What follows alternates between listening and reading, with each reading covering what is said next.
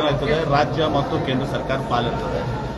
ಬರೇ ಮೋದಿಯವ್ರ ಕೊಡುಗೆ ಇದ್ರೆ, ಸೆಂಟ್ರಲ್ ಗೌರ್ಮೆಂಟ್ ಪಾಲ್ ಇದ್ರೆ ಅದು ಒಂದು ಮಾತು ಬೇರೆ.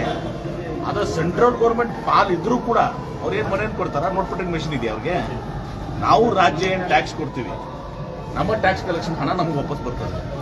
ಅದು ಕೂಡ ಸರಿಯಾಗಿ ಬರ್ತಾ ಇಲ್ಲ. ನಿಮ್ಗೆ ಗೊತ್ತಿದ್ರೆ ನಮ್ಗೆ ಎಷ್ಟು ಅನ್ಯಾಯ ಆಗಿದೆ ಟ್ಯಾಕ್ಸ್ನಲ್ಲಿ. ಮೊದಲು ಅದನ್ನ ಯಾರ್ಯಾರು ಮಾತಾಡ್ತಾರಲ್ಲ, ಅದ್ರೂ ನಮ್ಮ ರಾಜ್ಯದ ಪಾಲಿನ ಏನು ಟ್ಯಾಕ್ಸ್ ಬರಬೇಕಾಗಿತ್ತು 14ನೇ ಕಮಿಷನ್ 15ನೇ ಕಮಿಷನ್ ಏನು ವ್ಯತ್ಯಾಸ ಇದೆ.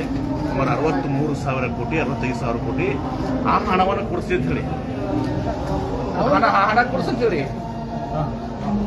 ಇದು ರಾಜ್ಯ ಸರ್ಕಾರ ಮತ್ತು ಕೇಂದ್ರ ಸರ್ಕಾರ ಸಹಭಾಗಿತ್ವದಲ್ಲಿ ಇರುವಂತಹ ಯೋಜನೆ. ಒಂದು ವೇಳೆ ಕೇಂದ್ರ ಸರ್ಕಾರ ಯೋಜನೆ ಇದ್ರೂ ಕೂಡ ನಮ್ಮ ರಾಜ್ಯದ ಹಣ ನಾವು ಟ್ಯಾಕ್ಸ್ ಕೊಡಲ್ವಾ? ಹೈಯೆಸ್ಟ್ ಟ್ಯಾಕ್ಸ್ ಕೊಡ್ತೀವಿ ನಾವು ದೇಶದಲ್ಲಿ, 2ನೇ ಸ್ಥಾನದಲ್ಲಿದ್ದೀವಿ ನಾವು GST ಇದರಲ್ಲಿ. ಮತ್ತು ನಮ್ಗೆ ಬರಬೇಕಾಗಿದ್ದ ಟ್ಯಾಕ್ಸ್ ಏನು ವಿಂಗಡಣೆ ಏನಿದೆ ಅದು ನಮ್ಗೆ ಸಿಗ್ತಾ ಇಲ್ಲ. ಯಾಕೆ ದೊಡ್ಡ ಸ್ಕೇಲ್ ಹೇಳ್ಕೊತಾರೆ? ಏನು 2014 ಮೇಲೆ ಬಂದ ಮೇಲೆ ದೇಶ ಕಟ್ಟಿದ್ರ? ಅದಕ್ಕಿಂತ ಬಂದು ದೇಶದಾಗ ಏನು ಇರಲಿಲ್ವ ಅವ್ರಿಗೆ? ಮತಗಳ್ಳತನದ ಬಗ್ಗೆ ರಾಹುಲ್ ಗಾಂಧಿ ಅವರು ಅಲಿಗೇಷನ್ ಮಾಡಿದ್ದಾರೆ. ಎಲೆಕ್ಷನ್ ಕಮಿಷನ್ ಹೇಳಿದೆ ದೂರು ಕೊಡಿ ಅಥವಾ ದೇಶದ ಕ್ಷಮೆ ಕೇಳಿ ಅಂತ. ನೋಡಿ, ಒಂದು ರಾಹುಲ್ ಗಾಂಧಿಯವರು ಸಂಸತ್ ಸದಸ್ಯರು ಪ್ರಮಾಣ ವಚನ ತಗೊಂಡೇ ಬಂದಿರ್ತಾರೆ ಸಂವಿಧಾನಾತ್ಮಕವಾಗಿ. ಮತ್ತೊಂದು ಸಲ ಅವ್ರಿಗೆ ಏನು ಕೊಡುವಂಥದ್ದು ಏನು ಅವಶ್ಯಕತೆ ಬರ್ತದೆ? ಅಷ್ಟೇ ಅಲ್ಲ, ಅವರು ಲೋಕಸಭೆಯಲ್ಲಿ ವಿರೋಧ ಪಕ್ಷ ನಾಯಕರು. ಅದು ಸಂವಿಧಾನಾತ್ಮಕ ಜಾಗ ಅಲ್ವಾ ಅದು? ಈಗಾಗಲೇ ಸಂವಿಧಾನದಲ್ಲಿ ಓದ್ ತಗೊಂಡಂಥವ್ರು, ಪ್ರಮಾಣ ಸ್ವೀಕಾರ ಮಾಡಿದಂಥವ್ರು, ವಿರೋಧ ಪಕ್ಷ ನಾಯಕರಾಗಿ ಇವತ್ತು ಸಹ ಲೋಕಸಭೆಯಲ್ಲಿ ಇವತ್ತು ಸಂವಿಧಾನಾತ್ಮಕ ಹುದ್ದೆದಲ್ಲಿದ್ದವ್ರಿಗೆ ನೀವು ರೈಟಿಂಗ್ನಲ್ಲಿ ಕೊಡಿ ಅಂದ್ರೆ, ಅಫಿಡವಿಟ್ ಕೊಡಿ ಅಂದ್ರೆ, ಒಂದು ಸಂವಿಧಾನ ತಿಳ್ಕೊ ಅಂತೇಳಿ, ಸಂವಿಧಾನದ ಪೋಸ್ಟ್ಗಳು ಏನಾದ್ರು ಅಂತ ತಿಳ್ಕೊಳ್ಳಿ, ಒಬ್ರು MP ಹೆಂಗೆ ಆಗ್ತಾರೆ ಅಂತ ತಿಳ್ಕೊಳ್ಳಿ.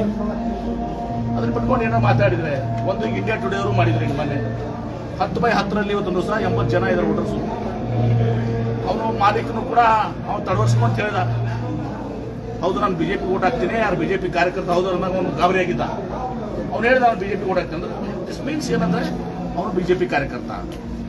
ಆ 10/10ರಲ್ಲಿ ಇನ್ನೊಂದು ಹೆಜ್ಜೆ ಮುಂದೆ ಹೋಗಿ ರಾಹುಲ್ ಗಾಂಧಿ ಅವರು ಏನು ಹೇಳ್ತಾರೆ, ನೀವು ಯಾಕೆ ನಮಗೆ ಡಿಜಿಟಲ್ ಇದು ಕೊಡ್ತಾ ಇಲ್ಲ?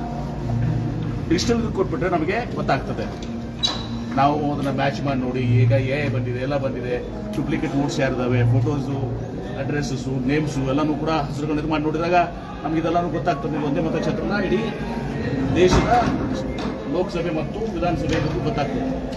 ಅದನ್ನ ಯಾಕೆ ಮಾಡ್ತಾ ಇಲ್ಲ ನೀವು?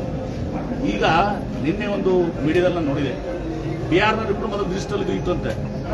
ಒಬ್ಬರು ಮಾಧ್ಯಮದವರು ಅದನ್ನ ಡೌನ್ಲೋಡ್ ಮಾಡ್ಕೊಂಡಿದ್ದಾರೆ. ಈಗ ಸಡನ್ಲಿ ಇದಾದ್ಮೇಲೆ ರಾಹುಲ್ ಗಾಂಧಿ ಇಶ್ಯೂ ಆದ್ಮೇಲೆ ಅದನ್ನ ಡಿಲೀಟ್ ಮಾಡಿದ್ದಾರೆ. ಈಗ ಮಾಡಿ ಅದನ್ನ ಫೋಟೋ ಸ್ಟ್ಯಾಟ್ ಕಾಪೀಸ್ ಕೊಡ್ತಾ ಇದ್ದಾರೆ. ದ್ಯಾಟ್ ಆಕ್ಸೆಸ್ ಆಗಬಾರ್ದು. ಎಲ್ಲೋ ಒಂದು ಕಡೆ ಸಂಶಯಾಸ್ಪದವಾಗಿ ಒಂದು ಎಲೆಕ್ಷನ್ ಕಮಿಷನ್ ನಡ್ಕೊತಾರೆ. ಬಿಹಾರದು ಕೂಡ ರಾಹುಲ್ ಗಾಂಧಿ ಬಿಹಾರದಲ್ಲಿ ಡಿಜಿಟಲ್ ಇತ್ತು, ಅದು ಮೊದಲು ಹಾಕಿದ್ದಾರೆ, ಈಗ ತೆಗೆದಿದ್ದಾರೆ. ಅದನ್ನ ತೆಗೆದು ಏನ್ ಮಾಡಿದ್ದಾರೆ, ಏನಂತಿರಲ್ಲ, ಫೋಟೋ ಸ್ಟ್ಯಾಟ್ ಕಾಪೀಸ್ ಅನ್ನ ತರ ಮಾಡಿದ್ದಾರೆ. ಅದನ್ನ ಒರಿಜಿನಲ್ ಫಾರ್ಮ್ಯಾಟ್ ಅಂತ ತೆಗೆದುಬಿಟ್ಟಿದ್ದಾರೆ. ಆದ್ರೆ ಒಬ್ರು ಮಾಧ್ಯಮದವರು ನಿಮ್ಮಂತವ್ರು ಡೌನ್ಲೋಡ್ ಮಾಡ್ಕೊಂಡಿದ್ದಾರೆ. ಈ ರೀತಿ ಪ್ರಶ್ನೆ ಮಾಡ್ತಿರೋದಕ್ಕೆ ರಾಹುಲ್ ಗಾಂಧಿ ಒಬ್ರು ಅಪ್ರಬುದ್ಧ ರಾಜಕಾರಣಿ ಅಂತ BJP ನಾಯಕರು ಹೇಳ್ತಾ ಇದ್ದಾರೆ ಸರ್. ಅಂದ್ರೆ ಇವತ್ತು ಇವ್ರನ್ನ ಪ್ರಶ್ನೆ ಮಾಡಿದ್ರೆ ಅವ್ರನ್ನ ಅಪ್ರಬುದ್ಧ ನಾಯಕರಾಗ್ತಾರ? ಇವ್ರು ಪ್ರಶ್ನೆ ಮಾಡಿದ್ರೆ ಅಪ್ರಬುದ್ಧ ನಾಯಕ ಆಗ್ತಾರ? ಕೊಡಿ, ಡಿಜಿಟಲ್ ಇದು ಕೊಡಿ. ರಾಹುಲ್ ಗಾಂಧಿ ಅವ್ರು ಕೇಳಿದಂಗೆ ನೀವು ಪಾರದರ್ಶಕವಾಗಿ ಪ್ರಾಮಾಣಿಕವಾಗಿದ್ರೆ ಕೊಡಿ. ಅಲ್ಲ, ಯಾಕೆ ಹೆದರಿಕೆ? ಯಾಕೆ 45 ದಿವಸ ಡಿಲೀಟ್ ಮಾಡಕ್ಕೆ ಪ್ರಯತ್ನ ಮಾಡಿದ್ರು? Okay, thank you. ಎಲ್ಲ ಚೆನ್ನಾಗಿದ್ದೀರಾ?